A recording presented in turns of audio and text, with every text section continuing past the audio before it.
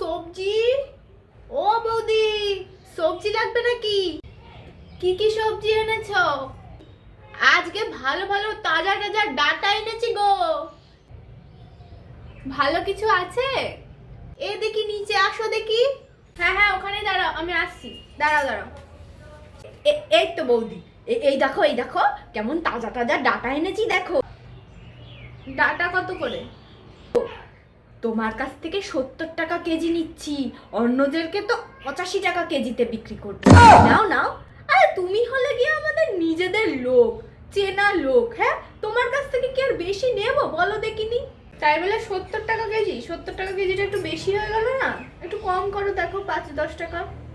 আর 70 টাকার কমে দিতে পারবো না বৌদি। আর 70 টাকার কমে দিলে আর আমার 1 পয়সাও লাভ থাকবে না। বাড়িতে তো বউ বাচ্চা আছে, বুঝো তো সবই।